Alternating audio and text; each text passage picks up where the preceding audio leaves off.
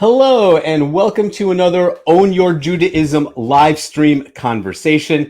My name is Moish Steigman, aka The Mindful Rabbi, and I am excited and honored to have Ben Callif joining us today. Ben is a Milwaukee native and the Vice President of Strategy and Culture at Bader Philanthropies. He focuses on helping individuals grow, developing effective organizations, and designing compassionate systems. He is a lifelong learner, autodidact, and polymath. By age 22, Ben had earned 2 Bachelor of Science degrees, one from Excelsior College in psychology and philosophy, and one from UW-Milwaukee in cellular and molecular biology. He then attended Marquette University, where he performed research on spinal cord injury, gene editing, and circadian rhythms, and his peer-reviewed papers on these topics have garnered over 140 citations. Ben graduated with a master's in Neuroscience and Genetic Engineering in 2017 and began working at Bader Philanthropies shortly after. In 2018, Ben became a certified outward mindset facilitator through the Arbinger Institute at Bader Philanthropies.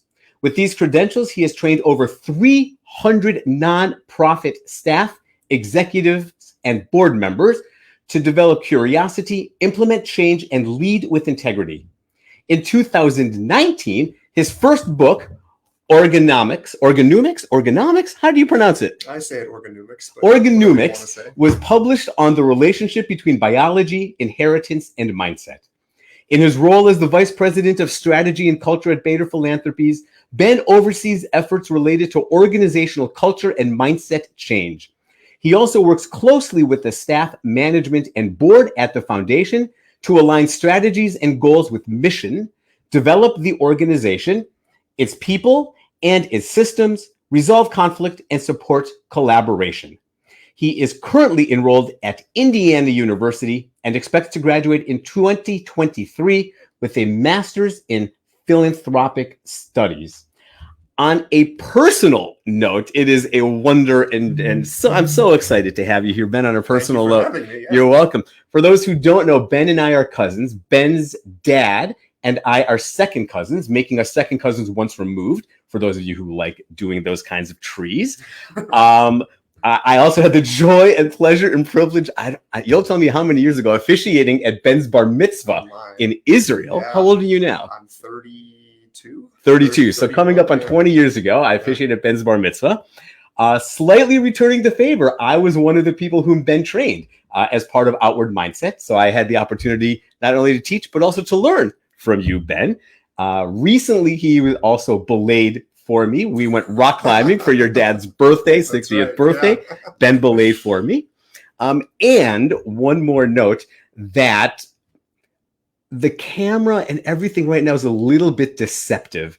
See, I'm sitting on a taller chair and Ben is sitting on a shorter chair because I think Ben is like 8'2" or something like that. And I'm not quite 5'7". So this is just deceptive camera work. So with all that being said, thank you again for joining. And this is the first time I am having a conversation where both people are in the same room. Mostly because of Zoom, but also because of geography. Every single conversation beforehand has been with both of us on Zoom. So thank you for joining me live. Yeah, happy to be the first live in-person post-COVID conversation. Well, yeah, I appreciate it. Thank you. Yeah. So let's jump right in. Tell me about your Jewish life. Oh boy, what about my Jewish life? Well, I mean, I was born and raised in Milwaukee in a Jewish community. I mean, my parents took me to synagogue every high holiday and occasionally on Fridays. But you know, I come from a Reform Jewish family, so a lot of what we did when I was growing up was very loose in nature. It wasn't highly structured. You know, we had a tzedakah box that was just sit on our counter all the time. We always celebrated Havdalah, would light candles, you know, for Shabbat. But beyond that, there wasn't a whole lot of structure behind it. You know, it was pretty clear that my family identified as Jewish and that I went to MJDS, private Jewish school here. Yeah, I mean, I was a pretty authority resistant kid, as I think a lot of people are. And so I don't think I ever considered myself Jewish growing up. When they would take me to synagogue, I would just sit there and argue with them quietly, talking to them about basically just trying to make their lives miserable because I didn't want to be there. I would pick up, the prayer books or the Bible or whatever was in front of us and just try and find the most obnoxious passage I could and say, how do you think of this? Right. Now in my life, now that I'm actually 31, now that I've done the math as we're talking, got my height a little off. I got my age a little off. No problem. You describe yourself as a polymath too. I know, right? Yeah. The math is deceiving in that word. Exactly.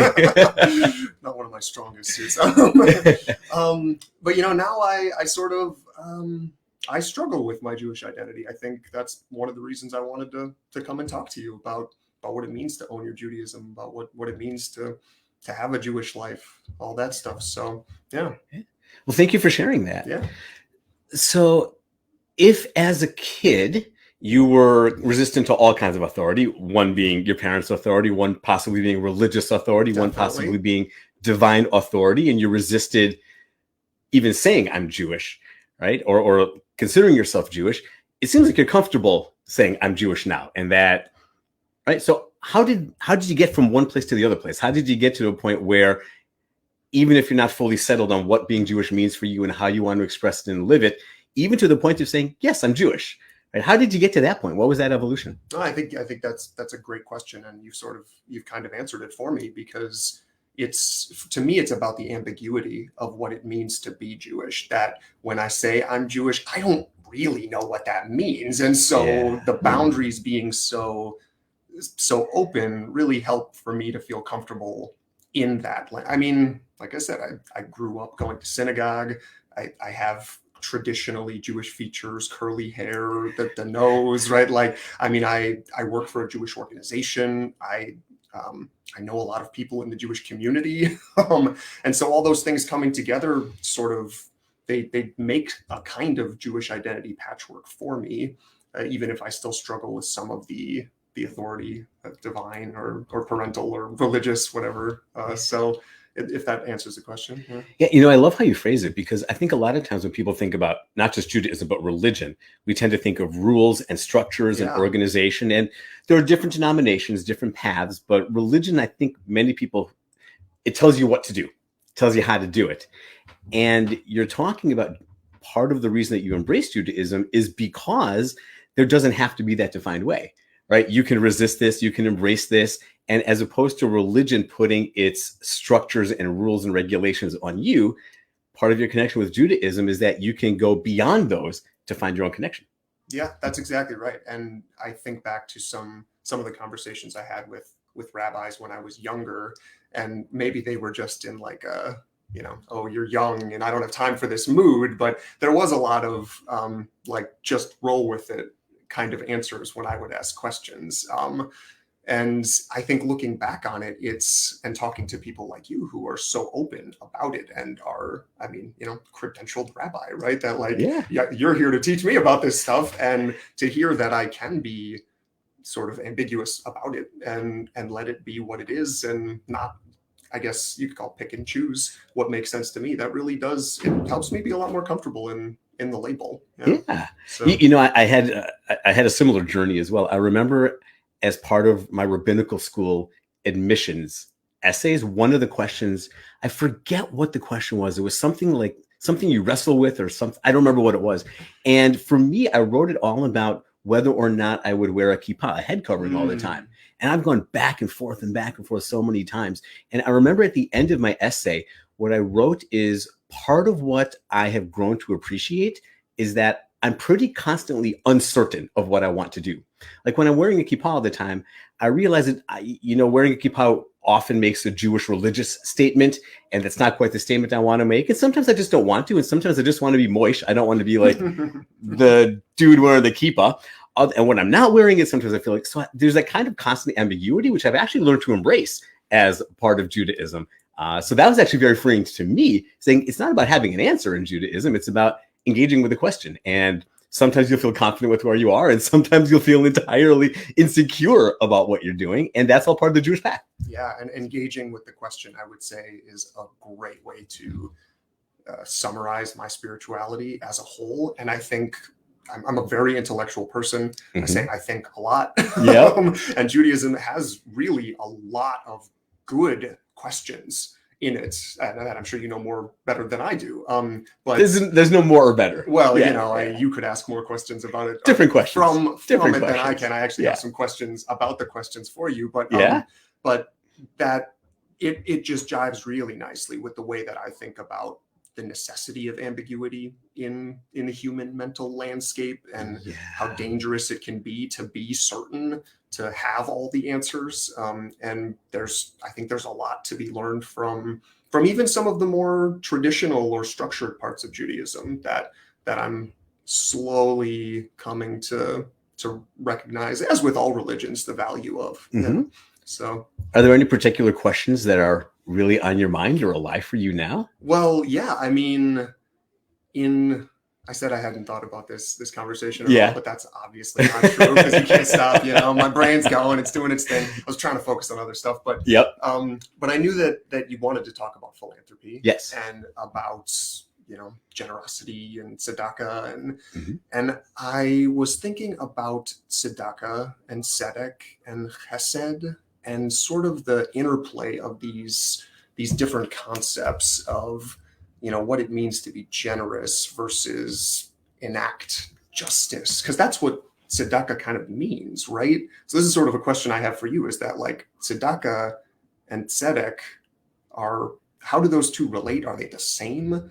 How does that relate to this idea of loving kindness, of chesed and mercy? It's a great question, and I'll give you my couple of cents in a moment, but I do want to talk about philanthropy shortly. I don't want to put that aside, because let's do your questions are always going to be more exciting than mine. Right, but I know that one of the ways you express your Judaism is through philanthropy. So your question is a very core question, right? What does Judaism have to say about giving? We're taught tzedek, tirdof in the Torah. Tzedek, we'll define in a moment, but tirdof means you should really pursue, right? So tirdof is an active. It's not that you should follow it or go after it, but you pursue something, right? When there's something you're passionate about, when there's something you love, sometimes something you lust, but when there's something you're really passionate about, you try to go after it. You try to run after it, right? So this is the idea with tzedek, and the Torah tends to be terse. So typically they'll use 5 words when 15 are important, and they tend to trim out the excess. So if they're repeating the word tzedek, then commentators are going to ask, why is that word being repeated? And one common response is that it's for emphasis. It's not that you should pursue tzedek. It's that you should really, really pursue tzedek. Tzedek tirdof.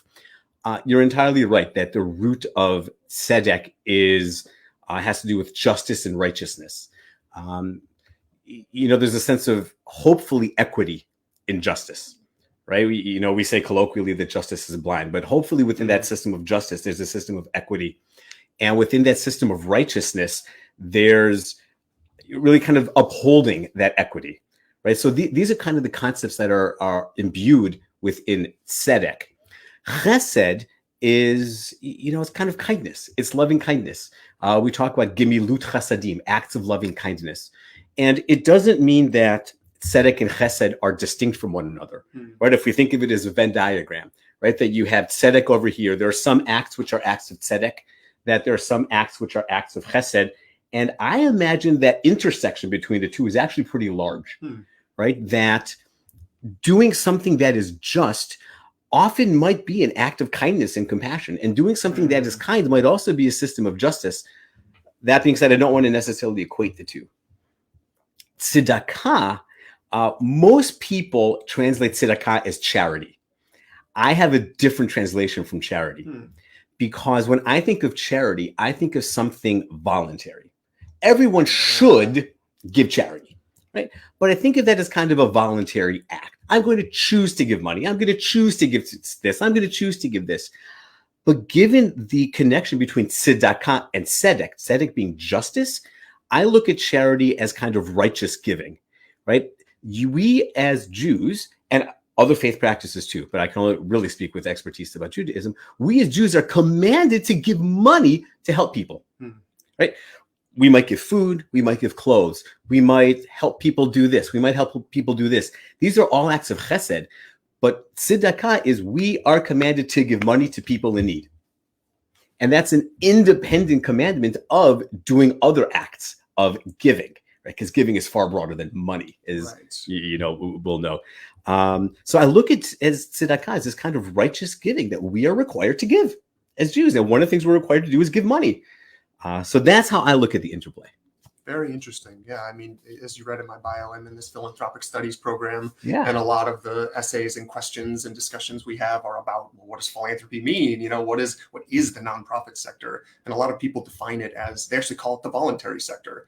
And I've written a lot about how I think that's unfair because of these religious traditions of tzedakah, where they are not voluntary. Mm-hmm. Sometimes charity, sometimes philanthropy is mandatory. And I find that, I appreciate the answer because I find that interplay between responsibility and obligation and, divine commandment, all that to be very interesting. Yeah. So, and I hypothesize if this might be an example of some of the tension that you feel, right? And on the one hand, look, sometimes we need to be told to give, right? And sometimes that's incredibly valuable. On the other hand, it might breed resistance. Don't tell me to give. I'm going to give because it's the right thing to do. I'm going to give because of chesed, but I'm not going to give because it's tzedek, right? So there could be some kind of dynamic interplay there. I would think so. Yeah. Yeah. Very interesting. So talk a little bit, please, about your part of how you express Judaism through philanthropy. Yeah. And again, I don't think there's a better or a worse way to express one's Judaism. I just don't think there's a categorical better or worse way to do it. I think when people talk about a faith practice, or particularly talk about Judaism, we tend to talk about ritual or this, I observe Shabbat, I don't observe Shabbat, I observe Kashrut, I go to synagogue, I do these kinds of things. And talking about one's relationship to Judaism through a lens of philanthropy, I don't think that's a common conversation. Mm-hmm. So I'm really grateful that you're willing to share that with us. Yeah, absolutely. Well, I hadn't really thought about it until we had, broached the topic of having a conversation like this. But I think there's a really deep connection there. And a lot of philanthropy comes from people's religious values. That isn't the case for me. I would almost say it's the other way around, that it's kind of like my spiritual religious values have emerged from my philanthropy. And the way that I think about philanthropy is not monetary. I think of it really as more a synonym for generosity, for being charitable, whether that's with your time or your money or your mindset towards other people, mm-hmm. not making assumptions about where they're coming from or why they're acting a certain way. And I think you've hit on something deep and important about this tension of, don't tell me to be good. I just want to be good because it's the right thing to do. And I think a lot about, not in those terms until you said it, but about the overlap of chesed and tzedakah or tzedek. Mm-hmm. And should I be in that middle diagram? Is that the right place to be? And so I think just the act of philanthropy really brings up those thoughts in me, those feelings, and is just a direct connection back to my upbringing as, like I said, having a tzedakah box on our counter and being told to put money into it and mm-hmm. knowing where that went because I was told to go and volunteer at those places, and spending time with people who were in need, and all of that coming together, even if it was obligatory when I was growing up, seeing the importance of it through that resistant lens, and then slowly as I grow up, starting to see how important it really is, and that when I'm in need, that's the stuff that I want too. And how that all comes together with a Jewish upbringing. Yeah. So I don't know if I actually answered your question, but that's You did. This was one of those kind of aha moments for me, because when you were talking, when you also referenced that intersection between chesed and tzedek, you just shared, and this is one of those things that when I hear it, it's like to smack myself on the forehead. How come we don't do this more, right? That we often think of tzedakah, the act of giving money, as separate from all of these chesed acts. But you're telling me how what you did, or what you were told to do by your parents as a kid is you would give money, then you would figure out where that money is going. And then it's not that you would drop off the money, but you would spend time at the place where you would drop off. And I don't know if it was a social agency, if it was with people, whatever it was, but you learned about the place where the money is going. So the act of giving, it sounds like your parents did not separate that from the act of who's receiving it and what is the good of giving, right? We give because we're told to. We also give because look at the impact this is having, and you get to see it with your own eyes.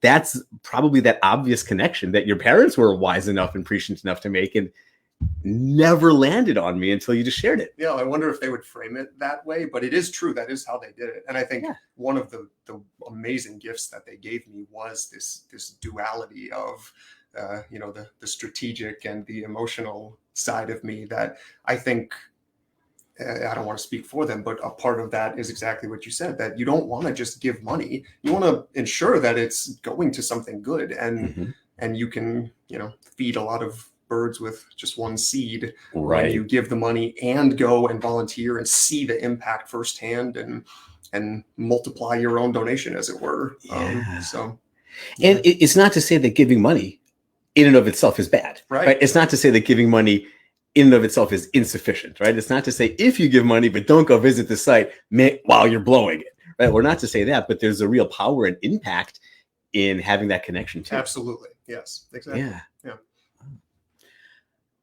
You don't have to answer this, but what are some of where do you give? Where do I give? Yeah.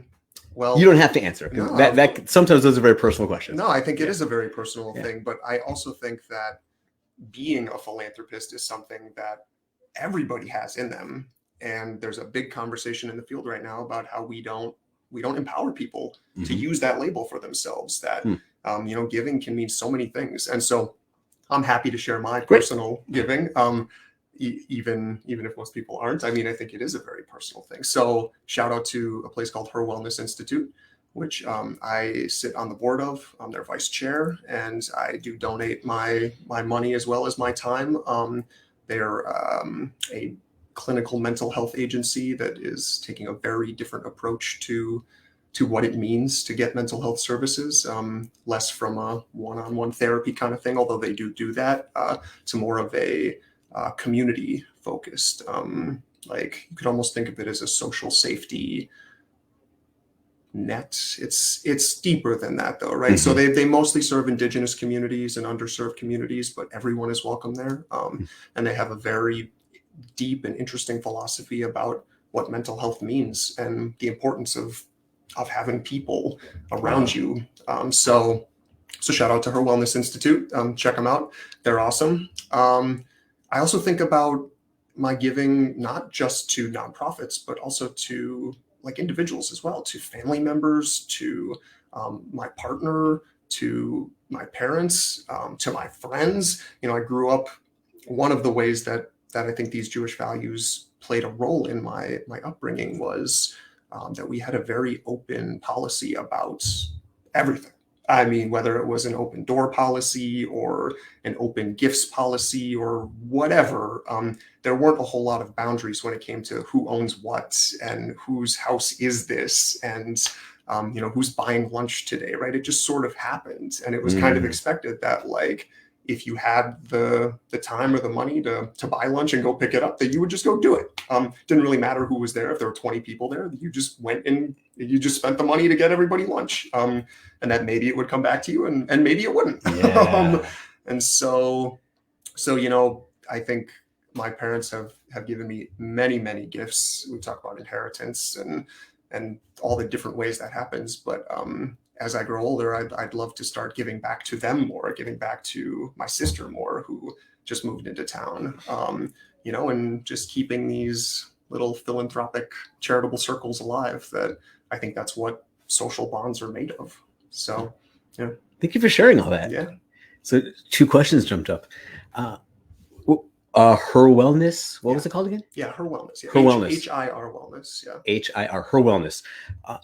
Do you talk about being Jewish as part of your role? Do you talk about how Jewish values has impacted you? And this is not a good, bad, right, wrong answer. I'm just curious because you talked about the Jewish influence on your philanthropic nature and practice. Do you talk about that as part of the board meetings or board conversations? It's a great question. Yeah, our board meetings are jam-packed. I mean, we're talking 3 to 4 hour like marathons. Oh my gosh. They're brutal, yeah. Oh my gosh. This place does a That's lot. philanthropy, sitting for 3 hours at a board meeting. It's amazing. I mean, it's full of passionate people who have a lot going on. So there's a lot of like work to do. But so not in the board meetings themselves. They're full of, more technical. Right. But in personal conversations, absolutely. Mm-hmm. Yeah. One of the like ways that myself and their executive director have bonded is that she recently discovered some Jewish ancestry going back to, I think, Hungary. And so, So, we have talked about that. Yeah. And as a place that's rooted in indigenous First Nations values, it matters where you come from and how you identify and where your ancestors lived and what they did. And so I think it all comes together in a really clean bundle. Yeah. Oh, cool. Yeah. Cool. The other question that jumped to mind, and the word is not coming to me. It's when you give or when you do something without an expectation of what's that word? There's a word. I would call it outward. Right? I don't know. Yeah, I know you teach outward mindset. So no, there's actually a word. If anyone is listening, like when you're giving something without any expectation of something coming back, pop it in the chat if you're doing this, and it's going to be one of those things. As soon as our conversation is done, that word is going to pop into my head. But that's almost a brutally, inconceivably hard thing to do. Yes. Right? Because even if we're giving and we think we're doing it just out of generosity or out of philanthropy, I call you for your birthday. On some level, possibly conscious, probably subconscious, I expect you to reach out to me on my birthday. And if I call you, but you text me, that's right, I'm going to feel annoyed. Oh, you just explained so much about why I hate birthdays. There you go. Piece of it, yeah. Right. So these are these kinds of examples. And you're talking about giving in a way that, you'll buy lunch for 20 people and maybe 20 times or 19 times people will buy lunch for you and maybe they won't. How did you inculcate that? That is hard. Are you asking me? I don't know. Yeah. How have you done that? Because you talked about, you buy lunch and if it comes back to you, it does. If it doesn't, it doesn't. But you do it anyway. How have you started to inculcate that idea of giving without expectation? Or is that a constant challenge? Yeah, it is. I mean, I think that's in many ways why I get paid. I don't know if this is the word you're looking for, but I think about game theory a lot and this idea of zero-sum games or non-zero-sum games. And that's sort of what this comes down to. There's all these examples of, if everyone acts like that, then everyone gets twice what they put in. But if even one person takes advantage of the situation and is a moocher every time, then everybody loses. Right. And so there's this huge evolutionary pressure to be selfish, to not play that selfless role, to not take care of other people, because if even one of them stabs you in the back, then everybody loses out. So it is a constant struggle. So better look out for myself before somebody stabs me in the back. Exactly. Yeah. Wow. And you know what I would call that? What's that? Collusion. Collusion. Yeah. Right? Yeah. Is that we get into these dances where it's like a race to the bottom of who can be selfish first and the most. Right. Yeah. And not appear selfish. And not appear right? selfish. Right. And appear, I want to be the giver. Exactly. I want to do this authentically. And ultimately, one has to look after oneself before one looks after others. So this is not me ignoring others. This is me looking at it myself because so-and-so is going to do it. Exactly. Wow. Yeah, there's a lot there. How do we start to disentangle that selfishness from this collective responsibility and giving mindset? Yeah, this is a huge question that I can't answer in this sitting, but I think it does start with mindset. It starts with the way that we see each other, with the way we see ourselves, and recognizing that life is not perfect and that it's okay to be backstabbed, to be hurt, to be vulnerable, to letting other people, do what they're going to do because we can't control them anyways. Right. And not to pull from, the New Testament, but please, turning the other cheek is a very common phrase. Do we have versions of that in Judaism? Probably. Yeah. Jumping out. If I can't remember English words, I'm not going to remember Hebrew ones now too. But you can see I always reach for that example because it's a very common cultural trope of, I mean, that's what being Christ-like means, is to get slapped and then to offer your other cheek in abundance, in generosity, and say, that is your prerogative to slap me. And it's not my prerogative to punch you because you slapped me. Yeah. And so I think it starts with each of us as individuals, which is a terribly unsatisfying answer. Why? Why is it unsatisfying? Because everyone wants to reach for the systems change, for the, there's a law we can pass to make people more charitable. There's, a rule or a policy we can put down or tell people to behave a certain way. And, I think you and I both would predict in the same way how that's going to go. Yeah, we know how it goes. Everybody knows how it goes. You can't change other people's behavior. I have a hard enough time changing my own behavior. Exactly. You tell me what to do. Right. I'm not calling you on your birthday. Exactly. Thanks. Robert Cover wrote an essay called Nomos and Narrative. And it kind of inverts some of the approach to the Jewish legal system, because a lot of times we think that there are laws and people follow it. Yeah. But Nomos and Narrative, it kind of borrows on the Talmudic principle of puk v'chazeh, go out and see what the people are doing, right? So that if people are doing something, then we can kind of create the law in and around that. So I think what you're talking about falls into nomos and narrative, falls into puk v'chazeh. If individuals are going to start doing this, if individuals are going to give without the expectation of reciprocity, with the understanding that, sometimes it's going to bite me in the tuchus, right? Sometimes someone's going to take advantage of it. And that just means I'm going to give more, not less, right? Because it means that I and we haven't gotten our giving message out yet if other people are taking advantage of it. And it's human nature. Someone always will. But if we can start doing it, then I think that the legal part or the authoritarian part will follow, right? Look at what we're doing. Let's figure out a way to keep doing it. And that's how we build that kind of legal system. Couldn't agree more. Yeah. And, I write a lot in my book about how as humans we mimic each other, we mirror each other's behavior. And that's the paradox of this, is that when you see someone else being generous, you're inclined to follow them and to do what they're doing. And if you see them be generous and then, be upset when someone doesn't reciprocate, you're liable to do the same thing. Right. And we fall into this trap where it's way easier to give the first time and then punish when we don't get anything in return. And we just copy each other. And that's just sort of the way the world has been built.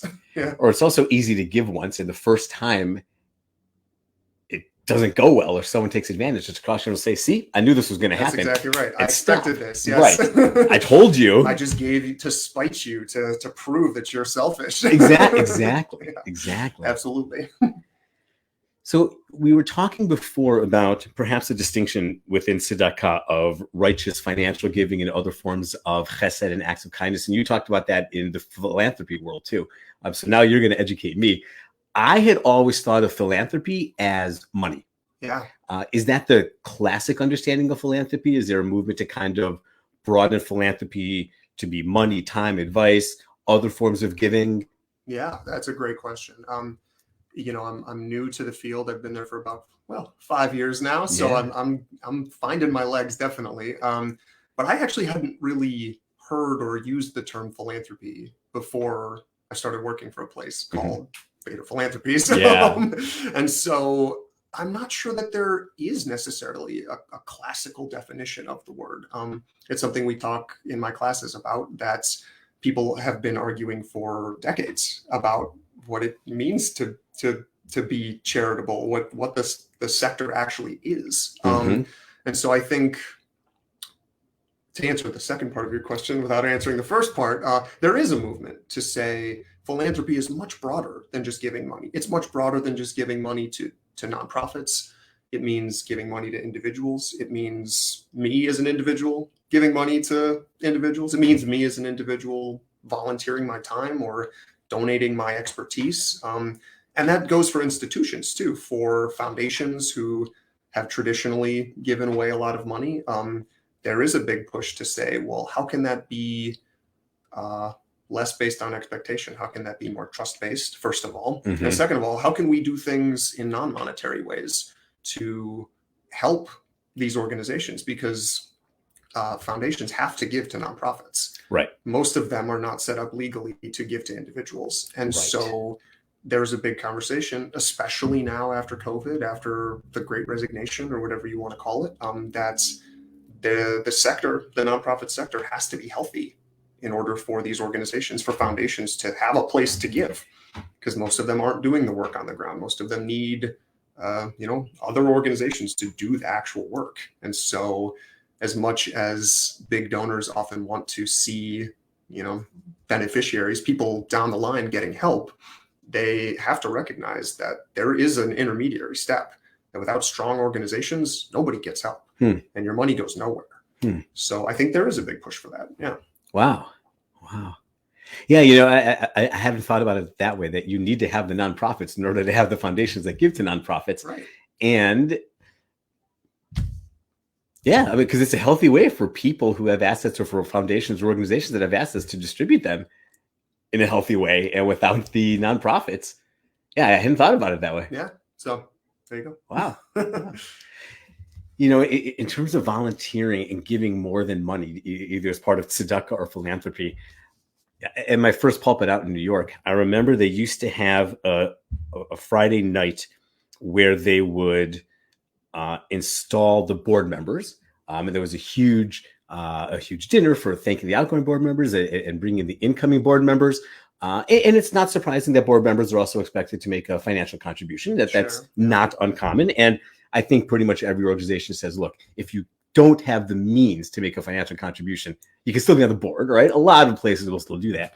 And one of the things that I brought up, and that the synagogue ultimately did to their credit, is rather than thanking the board members, they literally found every person who volunteered and did anything at any point over the course of the year, right? You might volunteer one time over the course of the year to move 7 chairs from here to here to set up for a program. And we took a board meeting, I think it was in April, and every board member had a list of maybe 20 or 30 names and addresses. Like, dear Ben, thank you so much for coming to help volunteer for the annual cookout and barbecue. We appreciate you serving food. Sincerely, so-and-so from WJC, right? That if you think about philanthropy as giving money, and we often think about philanthropy as giving money with lots of zeros at the end, right? And if we think of giving time as being on the board or chairing, versus there's a level of thanking everyone the same way, regardless of what you do. We can also thank those who are giving something with a lot of zeros, or we can thank the president of the board in unique ways. And there's a way to thank everyone the same way. And this is actually rooted in the Torah too, because there are 2 types of donations that the Israelites were asked or commanded to make for the temple. One was voluntary, right? Anyone whose heart so moves them, bring. Right? And one could be thanked according to what one brings. There's a separate requirement that everyone has to give a half shekel, right? Which also, by the way, serves as a census, right? Because if you collect 6 million half shekels, you know that there are 3 million people. So it serves as a census. The other thing, though, is, let's just say it's $3, $5, $1. It's an amount that pretty much everyone can give, like regardless of circumstance. And that way everyone can say, we contributed equally. Even though you have the capacity to give millions of half shekels, and this half shekel is a struggle for me, we both are equal stakeholders in this. So then you also get thanked equally. So there's this kind of interplay with philanthropy of, how do you recognize those who go above and beyond or really take on a lot, versus recognizing everyone who does anything. There's a few things that come up for me about that, one of which we probably shouldn't spend too much time on, but taxes, right? We have this system in America, right? We have a tax system that people get really up in arms about. Yeah. We have sort of the voluntary sector of, like, give if your heart or your wallet or your name recognition so moves you. Yeah. So let's not talk about that. Okay. All right. That's probably good. Let's talk about your book, if that's okay. Yeah. Organomics. You wrote that 5 years ago, 4 years ago? Yeah, 2019. 2019. It was published a few years ago. A friend of mine is borrowing my copy right now. This is a copy that you are selling to someone else. I am the intermediary giving it from you to somebody else. When we were talking, a couple of weeks ago, you brought up, and with apologies, I know part of my job facilitating a conversation is having the right questions. I don't have the great question here because somehow the conversation led to organomics and spirituality. and some kind of connection and interplay between the two. Yeah. And that is fascinating to me. So what I'd love for you to do first is tell us what on earth organometrics is. Yeah. The subheading is an epigenetic reframing of consciousness, life, and evolution. I suspect there are a lot of people who don't know what epigenetics is. I was one of those people up until this book came out. And there might be a lot of people who can understand the individual words, but not necessarily sure what you're trying to say. So if you can explain what organometrics is about, and then we can talk a little bit about how this connects with spirituality and what, if any, intersection there might be with Jewish teaching and Jewish thought. Yeah, absolutely. Well, I'll start with epigenetics because I actually don't even use the word organometrics until like the last chapter. Yeah. So if you're going to read it, be prepared for a slog. And I don't use the word epigenetics that much up until like the 7th chapter. So there's a lot of background and science, et cetera, that is kind of necessary to understand, but very, very shallow level. Epigenetics is this idea that our genes aren't the end-all be-all of who we are, of what it means to be alive. And I feel like everybody knows what genetics is, whether it's from genetically modified foods or from heritable diseases tied to certain genes, that we've been trained over the last few decades to think that genetics is what we are, that there's sort of this book of life, and then that's it. That's what I am. But an immediate connection to Judaism is this idea that if your DNA, if your genetic blueprint is kind of like the Torah, like then what we are, what Judaism is, flows out of that. It doesn't stop with the words. It starts there. And then everything else that happens, everything that we know of as life, is actually how those things emerge into the world. And so epigenetics is this idea that our genes aren't fixed. They're not fixed in time. They're not fixed in space. They change. Right now, as we're sitting here, our genes are changing. And that means a lot of stuff that, like I said, I won't get into now. You can read the book if you want some of the science behind that and the details. But that's kind of the basic principle, that epi can mean a few different things. But what I like to think of it as is either on top of, and that means physically on top of DNA. That there's physical DNA in our body, and that physical DNA changes in order to make what we are and constantly replenish our cells. That DNA is constantly opening and closing and making new proteins and doing stuff. It doesn't just sit there silently. Epi in epigenetics can also mean in addition to. And in this sense, I like to think of it as we're taught that what we get from our parents is DNA. Is genes. But actually there's all this other stuff that comes along with those genes, whether that's the physical structure of the DNA or, I don't know, a house or money or culture. There's all this other stuff that comes along in terms of what you inherit from the past. And then the final meaning of epi and epigenetics is above and beyond genetics. That it's not just that we get all this stuff from our parents, it's that their parents and their parents' parents also give us stuff. And not just them, but you and I. We give each other things constantly. And we don't just inherit things from this immediate succession of parent to child, but from in all directions. And that means that we have the capacity to change the future, to change the evolution of our species and the world in a very direct and very tangible way. So that's I don't know how long was that, minute or two? Yeah. Pitch, yeah. I'm going to give you something that you just helped me crystallize in such a powerful way. Let me ask a follow-up question first. We're interacting. Yeah. We're having an influence on each other. That could be an influence on how we see things, how we learn about things. It could be building resistance, actually. It could have a boomerang effect, right? We're certainly influencing ourselves. In doing so, we're going to influence our other interactions.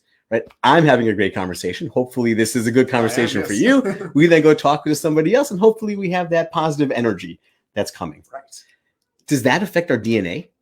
Yes. I think everything we experience affects our DNA. Now, I'll put a fine point on that, a little asterisk, that the vast majority of our genetic code stays the same throughout our lifetimes. There's a sequence of letters, A, C, T, and G, that make up our genes at just a fundamental physical level. And those don't change that much.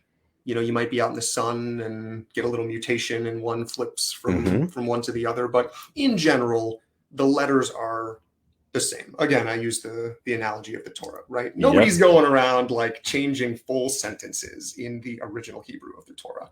There might be a transliteration error here and there. Somebody misspells a word or whatever. But in general, the thing stays pretty much the same. However, like I said, the way that you might read the Torah out loud to a congregation or to yourself or interpret it, that is where the magic happens. And that's where our genes, our DNA is constantly changing. That by itself, a Torah in a drawer somewhere does nothing. DNA by itself does nothing. It's only how it interacts with the other stuff in the world, the proteins, our RNA, bacteria, viruses, that the DNA actually means something. So yes, this conversation is changing our DNA in that sense. Wow, this is amazing. This is amazing. And I'm working on writing my first book. We talked about this before. For some writers, the writing process is relatively smooth and quick and natural. I don't want to name any names for some writers. For some writers, it's a bit more of a slog, right? And that's okay. I'm learning that that's okay. And this is just such a powerful way, actually, for me to help understand some of the work that I'm doing. Right? Because if the Torah really is the genetic code, the DNA of Judaism, just as DNA changes, the code of the Torah can change too. It doesn't mean you change the letters. It doesn't mean you change the translations, but it does and can mean you change the application. So because this is something I've been saying, but now I have this wonderful genetic code language, which is such a great analogy. Right? That what the Torah was saying, and even if the words are identical 2,000 years ago, 3,500 years ago, and 500 years ago, even if the words are identical in different milieus, what that means is going to be different everywhere and in every generation, because 2,500 years ago in that location, 400 years ago in France, 200 years ago here, 75 years ago in Nazi Germany, and today in Milwaukee, Wisconsin, right? The code of the Torah is going to be saying something different. That's exactly right. Right. And one of the things that I talk about, and this I think is one of my opening chapters, is that the Torah is not a law code. It's a code of precepts, and the precepts are immutable. One being that we should treat each other well. One being that we should give to others. I thought of the word, by the way. We'll come back to it. That I was trying to remember before. Did you write it down? I did. I wrote it down. Yes. But there are these precepts, right? How you read my writing, that's the biggest, right? But we talk about I talk about the Torah as these precepts, and those are immutable, right? And then the question is, how do we help care for somebody else? And that's going to be answered differently for different people and in different generations, because maybe my capacity or our capacity will be different now than it was another time or will be. So the question of caring for someone else is one of those immutable precepts. That's part of the DNA that comes. But the change that comes from interactions is how that DNA gets lived, how those precepts get lived. Am I grossly misapplying or misinterpreting what you're saying? Not at all. I think there's a very direct analogy to be made. And actually, I think, not to get too deep into it, but one of the reasons why we need those kinds of immutable precepts is because, I'd have to do the math on this, but I'm just going to guess that our DNA, the physical letters in our DNA actually does change more and more rapidly than the Torah itself. And so biology is very fluid, and we live very short lives compared to, geological or evolutionary time spans. But what we've been taught about the speed of evolution is dead wrong. It happens really, really quickly. And so one of the reasons we need these kinds of immutable precepts or traditions or structures is because we're changing so rapidly that we need something to hang on to. I am taking notes here. I hope that's okay, everyone. This is brilliant wisdom. I'm taking notes. Take it as a compliment. Yes, it is. I can keep talking about it for a while if you want. I just keep going. I just received some feed forward. I use feed forward rather than feedback. Cool. Right? Which is a nice genetic thing, right? You want right. So I just received some feed forward that there are a couple places where I need to have some more experts brought in, so it's not just like Moish's musings for my book. I have a hunch you might be one of these experts that I'm going to be reaching out to for some books. So thank you. One of the you for these notes of my book actually is that our society is sick because we use physics as a fundamental framework to see our reality through, and that biology and evolution, it's not perfect, but it's a much, much better framework to use to understand each other, to understand the world. And, you know, unlike when we talk about physics, particles and molecules and stuff, that stuff is very fixed. It's like DNA. And evolution is about change. It's about how do we move forward, because there's no back in evolution. There's only progress. So, yeah.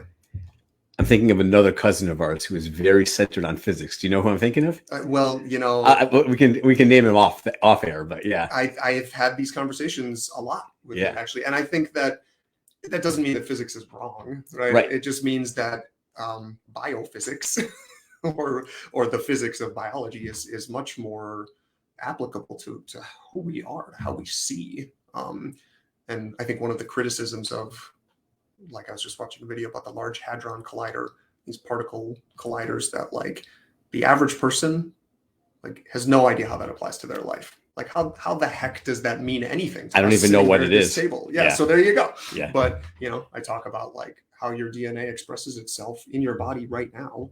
And there's, like, all too real applications of that for whether it's disease or, you know, the effect of lead exposure on your intelligence. Oh, wow. These things are very direct and very tangible. So, wow. Yeah.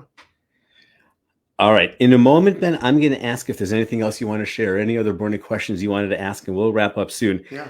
I thought of the word, remember? So altruism, right? 'Cause in general, right, we were talking about this before, that when you do something without the expectation of something being, you know, coming back to you, that's my understanding of what altruism is. Yes. And in general, I tend to believe that altruism doesn't really exist. I was going to say, this is a very fraught term. People do not like altruism. Yeah. I have very specific thoughts about it, but I think it's a good word. Yeah. And it does apply. Yeah. So that was the word. So just recall. Yes. How did you, when I take notes, this is how I take notes, right? I'm a scribbler, and I can read my handwriting very clearly. Ben peered over and saw this is altruism right there. How on earth did you read that? You've been to my facilitations before. You haven't seen my handwriting? Or maybe it's like one of those crossword puzzles, something you just saw like the AL and then the rest. I was is in a triggered. meeting the other day and someone was writing on the board and they're like, my handwriting's almost as bad as Ben's. I don't think that was a compliment. I can read it. Excellent. Any other burning questions or comments or thoughts that jumped out? No, I know we could probably have this conversation for another 4 hours, but we certainly can. I have no doubt. Thank you so much for joining. I really appreciate it. Thank you for your time. Thank you for your wisdom. Thank you for teaching me. Thank you for teaching all of us. And for those of you who are watching, if you have feed forward, this is the first time one's happened in person. I imagine a lot of future conversations are going to be back on Zoom because not everyone is in Milwaukee. But if you have feed forward on how to do this, I'm always open to learning. And thank you again for all of your comments, all of your wisdom, all of your time. And I look forward to reading more books of yours. Maybe someday. Yeah. All right. Reading more books of yours when they come out too. Well, thank you so much for having me. All right. This has Great. been awesome. Thank you. And thank you all for joining. Thanks for watching.